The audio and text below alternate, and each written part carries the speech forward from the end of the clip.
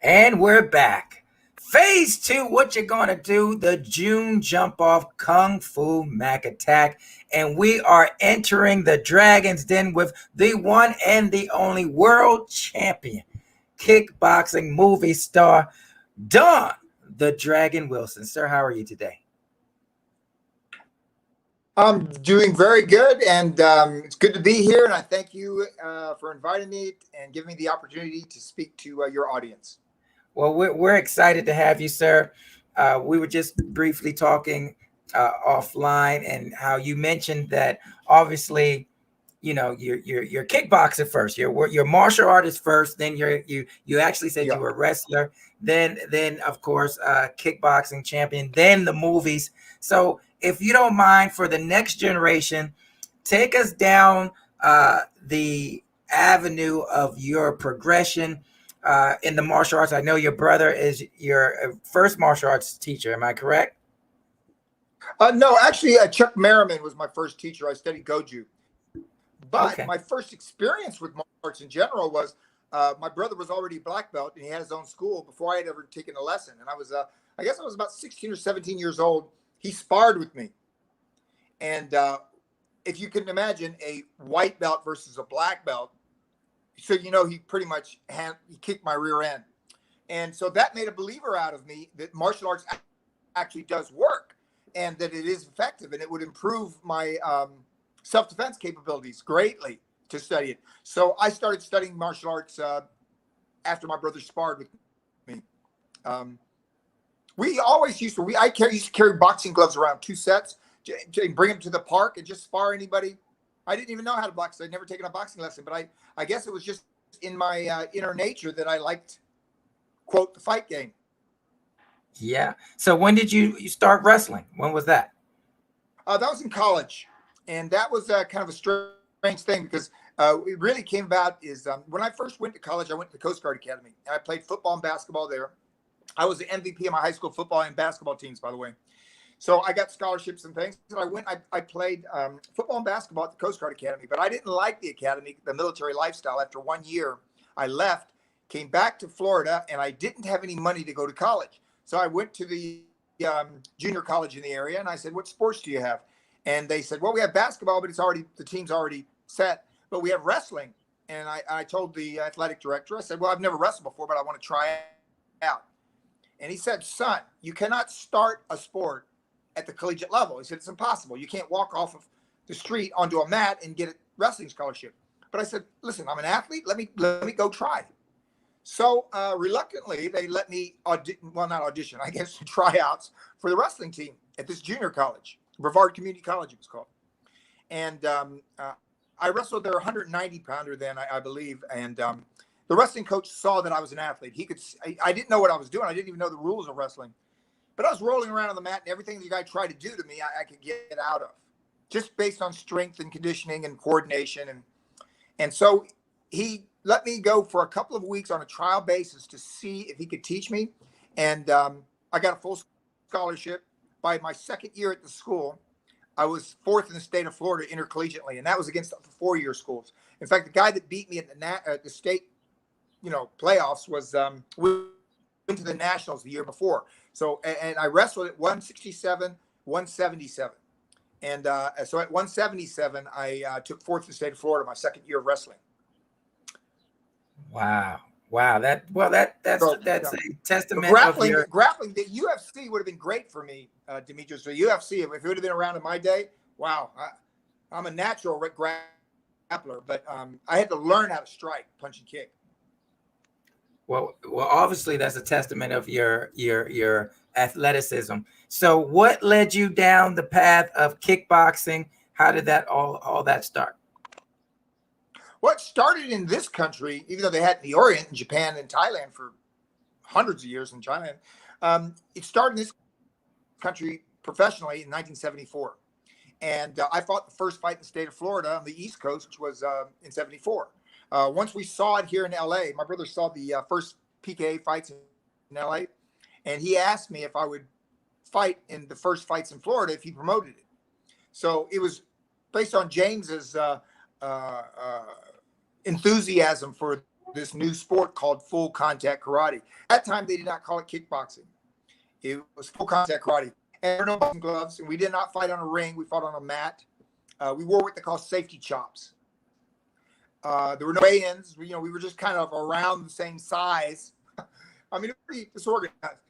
Excuse me. The athletic commission in Florida was not sanctioning it. It was just some made-up competition my brother promoted. It was 1974. I believe I was 20. Yeah, I was 20 years old, and that I fought the first fights in Florida fight. And so I didn't really grow. I serious. It's a fun thing to experience it. And at some point, I believe it was around 77, 78, my brother asked me if I wanted to be a full-time professional fighter, and he would get investors that would invest in me, and then he would promote the fights. So your first, in my mind, I was going to take a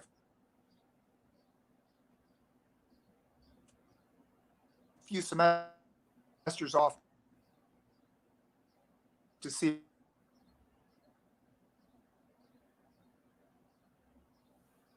I think we're your internet. We're losing you a little bit. Could be successful boxing. Okay, we've lost the dragon for a second, guys. So when he comes back, we'll bring him back in. In the meantime, you guys can go to our website and you guys can find out how to be a part of the action there. Follow the dragon here on the website.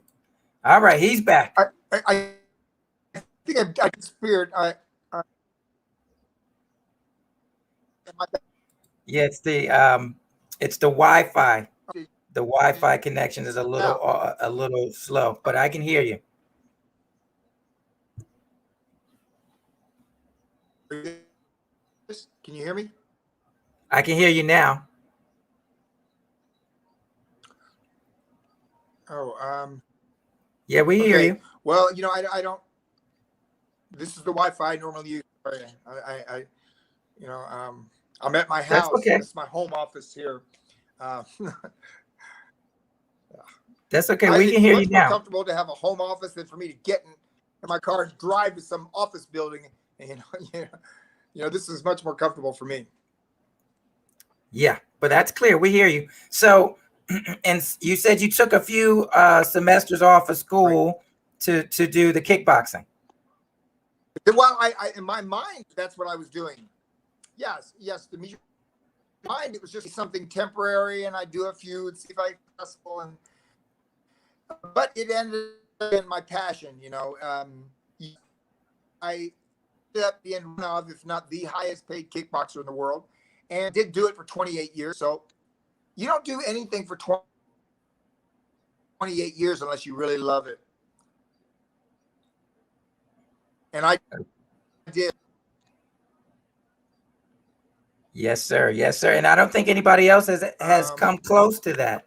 Sorry. Your image froze for me. I'm sorry. What's that? I said no one else has come close to that type of record, 28 years in any sport, let alone kickboxing.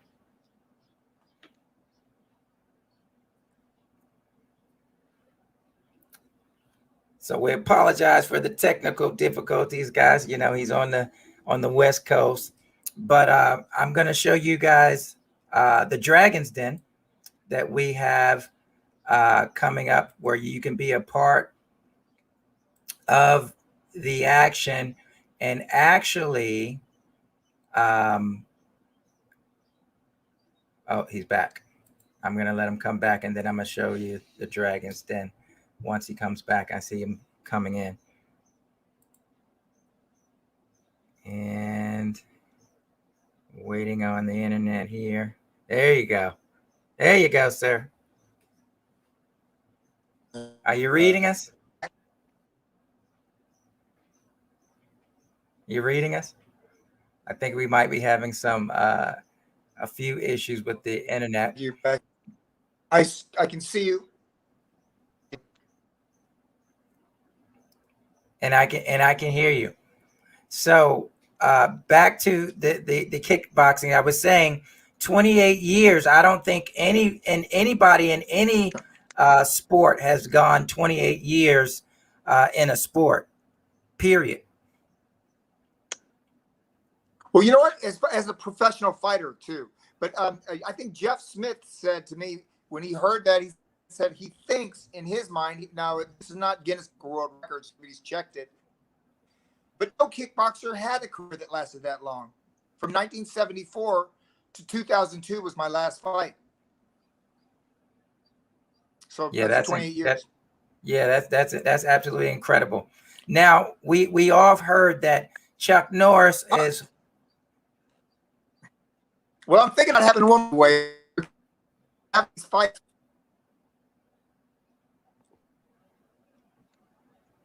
They're having these fights where these older fighters like Tyson and Roy Jones are fighting their exhibitions. Mayweather's fighting. I there are people talking to me about fighting again. So you might see me in the ring again, Demetrius. Uh-oh. Okay. Well, I don't know, but I believe you can do it. I believe in you. So if we see you again, I won't be shocked. I won't be shocked. So you've credited Chuck Norris for introducing you to the film industry. Tell us about that.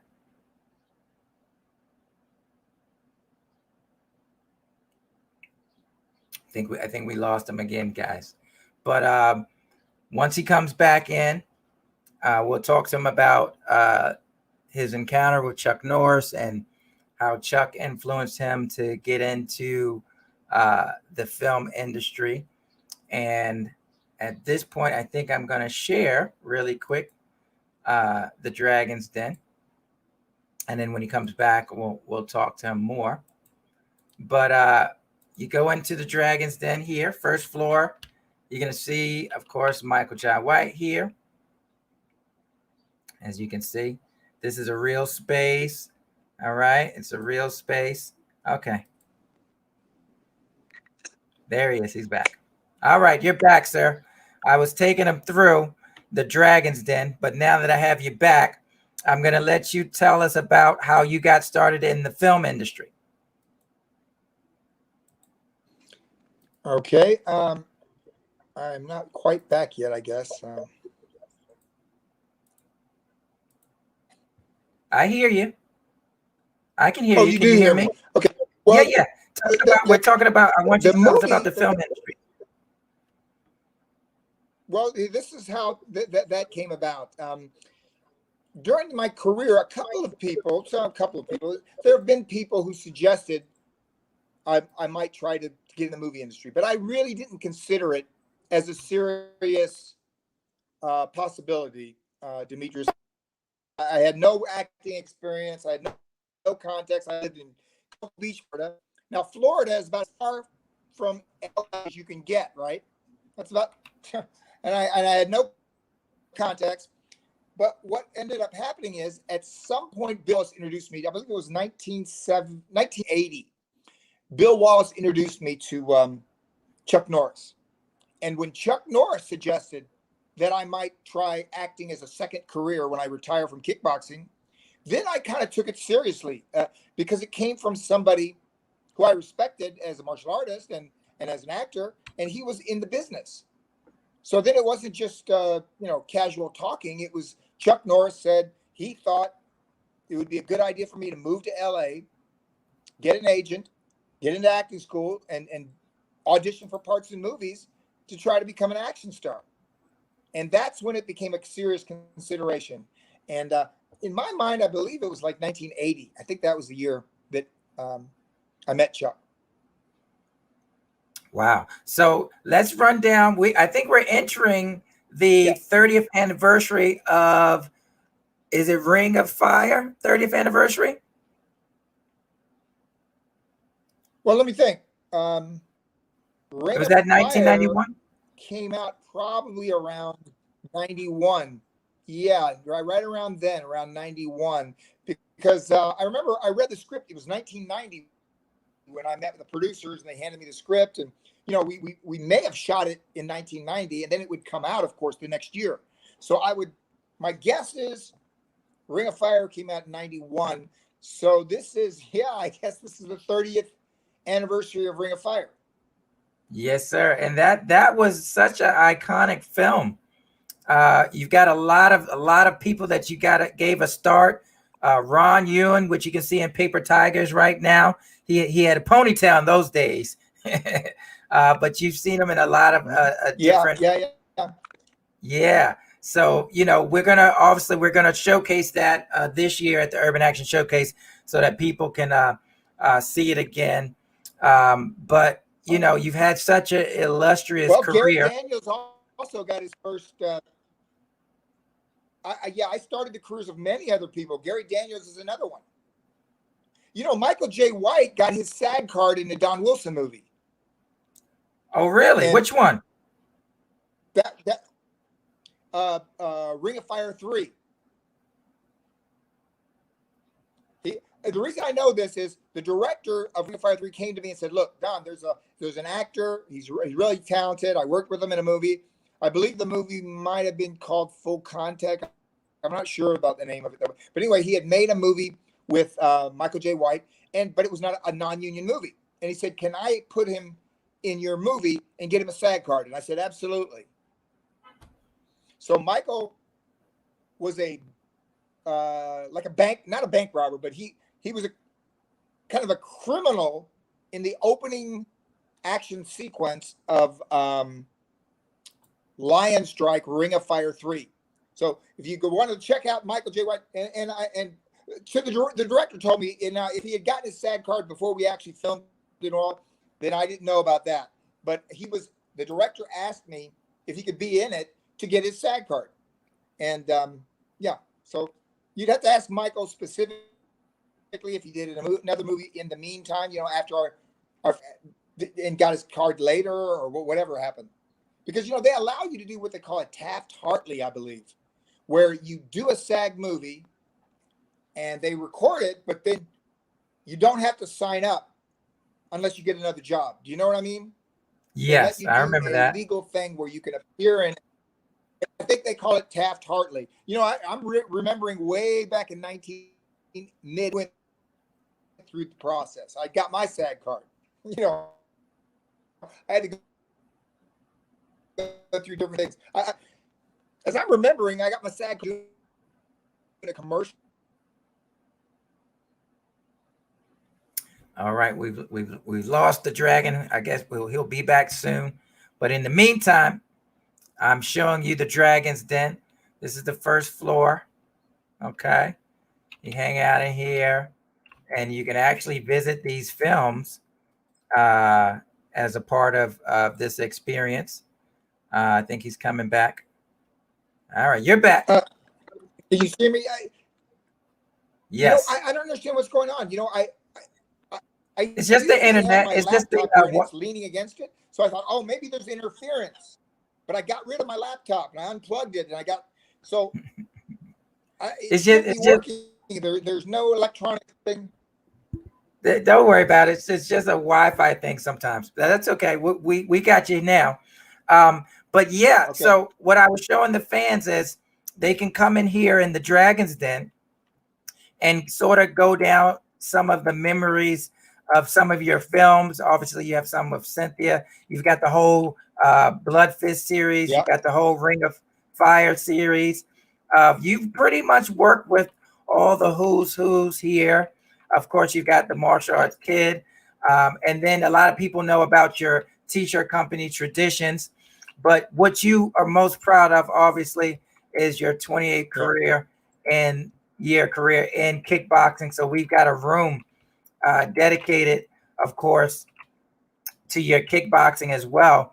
And the great thing is fans now have an opportunity. Oh, wow, that looks great. Yeah, fans now have the opportunity to get a personal message from you. And all they have to do is go to our website, the link that's in the description, and they can sign up to get a personal message from you. It'll be like 30 seconds, and we'll put it inside of this experience. We can either put it in the kickboxing room, or we can put it in the film room, where they will have an inspiring message from you that they can have. And whether they be here or in Russia, they are able to now uh, be inspired by you personally. Also, as time progresses, we're going to set up some times so that the fans can have a one-on-one. That sounds great. Yeah, inside of here. So you'll be inside of here, they'll be inside of here, and then they can talk to you inside of this room. That is fantastic. You know, this is a new technology. And, you know, Bruce Lee said this about martial arts. He said the greatest value of martial arts is it brings people together. And now with this new technology and with you promoting this, you're helping martial artists come together. So you're furthering what Bruce Lee originally thought was the most important thing about martial arts, is bringing people together. Yeah, well, that's important. You know, the martial arts does so many things for so many people, and unifying us is, I feel, the most important thing that it does. Whether you be from, you know, the Lower East Side of Brooklyn, Absolutely, or the Middle East, it doesn't matter. The martial arts unifies you because it's based on characteristics, yeah, and a foundation of honor, of respect, of humility. You know, all the things that make character so not just formidable, but so transferring. It transcends race, it transcends color, it transcends gender, it transcends all these superficial things that a lot of people get caught up on, and it goes straight to the character. yes, yes, because that is the most important thing, is your character as a human being, what kind of person you are, and the way you live, the way you treat. And yes, there are many different religions, but they pretty much have similarities in the way people treat people with respect that you would expect. You know, you treat uh, others as you wish to be treated. And that's the basic foundation, I think, of all human relations, right? I mean, you don't use them, even though we agree, you know, you still, it's not like a cookie cutter where we exactly the same and we all force each other to be how we think we should be, but you accept other people and other cultures, other religions, other beliefs, and it brings people together. You know, martial artists, I've been all over the world. I mean, I go to Muslim nations, Christian nations,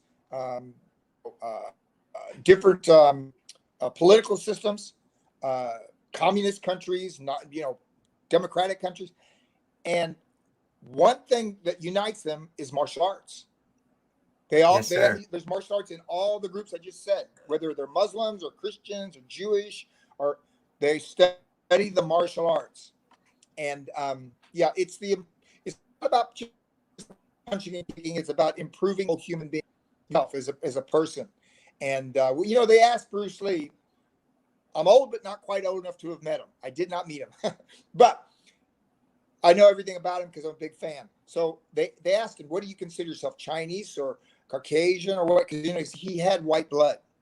I think mother was Quarter German. half, I believe, or German. But anyway, he had some. Yeah, he had some Caucasian blood in, and he said, "I think of myself as a human being," and he said, "I'm not Confucius, I'm not Buddha, but underneath the sky, we're all the same."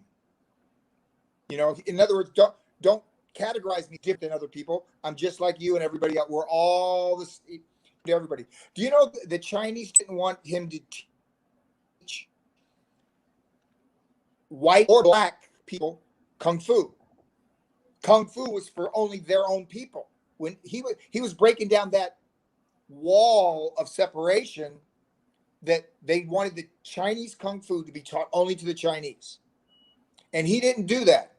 He would. This was his first. I believe it was in Seattle. He settled in Seattle. He later came to LA. But yeah, when he opened his school up, he taught everybody. He taught white guys, black guys, yellow guys, Mexican guys. He believed, he practiced what he preached. He believed we were all one. Believe where he said it was, under the sky, we're all one family.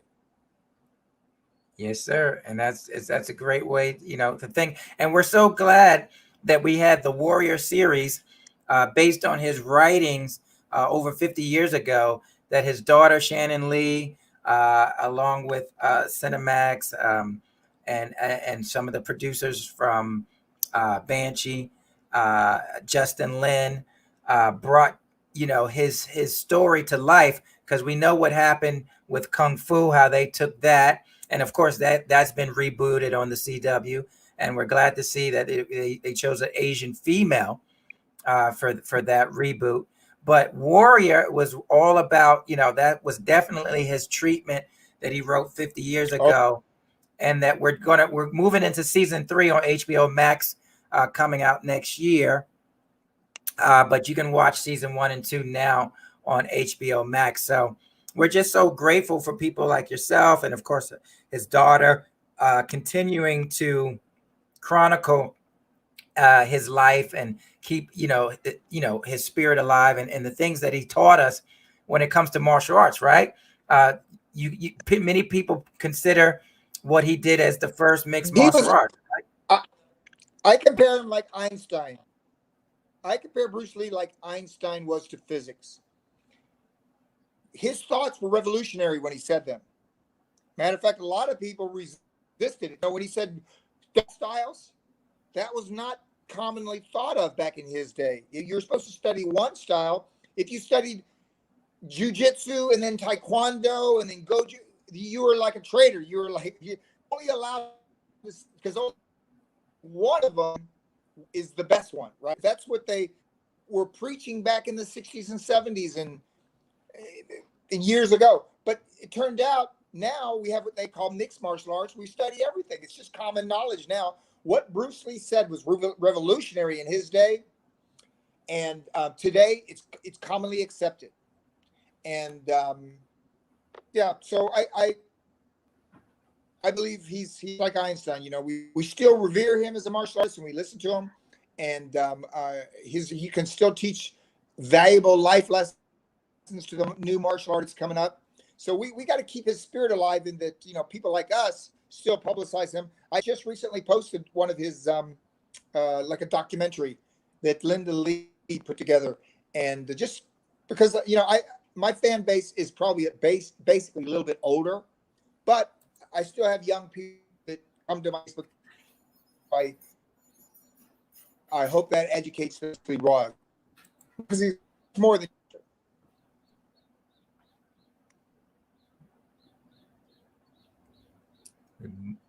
Yes, sir. Yes, sir. We totally agree. First of all, I want to thank you for taking time out of your day and being with us, and of course, being part of the Dragon's Den. I have your social media up as far as Facebook. Are you on Instagram as well? Yeah. What's your social media on my Instagram? Brother James had a secretary that listed me on I believe Twitter and that, but I don't maintain them. They are hooked onto my Facebook page, so sometimes things I post on Facebook automatically go to the other sites. But I don't go on them. I don't even watch. I don't even, I do no Twitter, no Instagram, none of that stuff. When people respond to social media platforms, I never respond because I don't even read them myself. Facebook is the one social media that I do maintain. I read it daily. I post pictures, personal pictures, sometimes promotional pictures and clips and videos and interviews like ones like this. I post them on my Facebook page. So anyone, you just go to Don Wilson, and there could be some fan sites. There are fan sites. So this one is not Don the Dragon. There's fan sites up that are. This is just Don Wilson, answer of me microphone at the Burbank Film Festival, and I just took that picture so people I could distinguish between the fan sites by telling people it's the Facebook page where I'm holding a microphone, giving an interview, and that's the best way to reach me on Facebook. I got maybe 25,000, 26,000 followers, 5,000 friends, and there's about 30,000 people on it. And they write me, and it's impossible to respond to 30,000 people daily. It's just impossible. And so what I do is a few of them pop up. I will try to respond to at least 20 a day. I do maintain that one as best I can. And it has all the current stuff I'm doing. When I teach a seminar, I post it on Facebook. So that's how you can keep up with me, what I'm doing. When I'm doing a movie, we put pictures from behind the scenes on that and things. Okay, so I've posted that when in the Teresa comments. and I are doing a fight scene together, I post it on Facebook. Yes, sir. I appreciate it. I was mentioning our fight scene. I saw it. I heard you. So we're going to yes, it has made my day each time I saw it. So we once again, all this is in the comments. Once again, you can follow his Facebook page. You can come to the Dragon's Den. You can come to the Dragon's Den and request a personal message. And once it's approved, of course, he'll do it and we'll put it inside of the Dragon's Den experience. But we're just so excited to have you on board and just excited for what's coming up next in the future. So we're going to keep on following as we always do. And we'll bring you guys up to date with the next project that he has cooking. So, stay tuned and make sure you guys are following, of course, Don the Dragon Wilson on Facebook, and of course, Urban Action Showcase. Coming up next at 9 p.m. Eastern, guys, we've got Warrior Women Who Rock with Lady Sensei. All right. And we're featuring Frida the Cheetah Gibbs. She's known as the most dangerous woman in the world. So you guys, she's a professional boxer, a kickboxer. So you guys are going to get some more information. But sir, thank you so much for taking time out of your day. And we will be in touch shortly.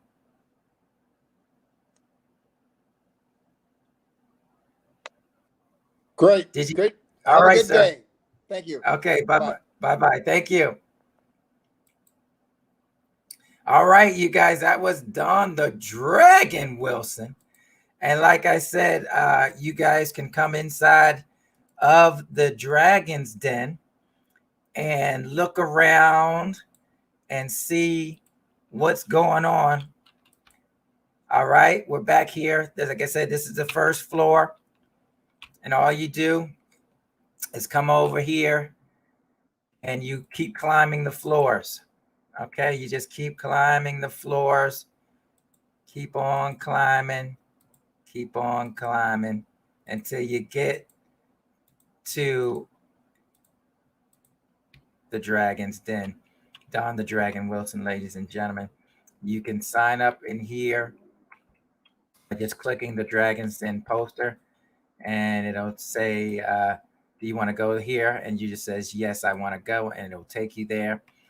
You can change your outside surroundings from Hong Kong to city life.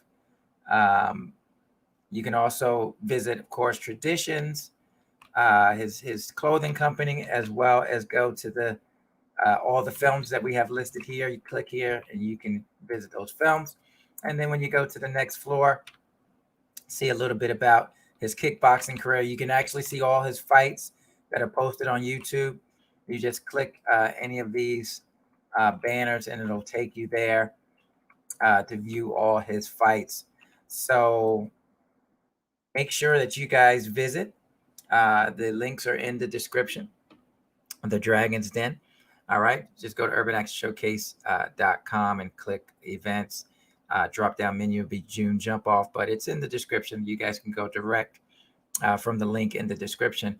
But like I said, coming up next at 9 p.m., we have Lady Sensei with Warrior Women Who Rock Part 2, Frida the Cheetah Gibbs. And then after that, we have actually starting at 9 p.m. as well, the Protector. So after the panel, you guys can go into the watch party and watch the Protector and chat with your friends. All right. So those are the two things left for this evening. All right. Starting at 9 p.m. Eastern, 6 p.m. Pacific. And then tomorrow, we're starting back fresh at 1 o'clock with our Father's Day presentation. It's called 1 out of 100, the heart of a father. And of course, the one and the only Willie the Bam Johnson will be joining us, talking to us about his new book and series that he has coming out, as well as his film documentary. And then following that at 2 p.m., we've got Ricky Baker from Eastern Heroes coming to join us. He's rebooting that Eastern Heroes. So you guys don't want to miss it. All right. In the meantime, we'll see you back here at 9 p.m.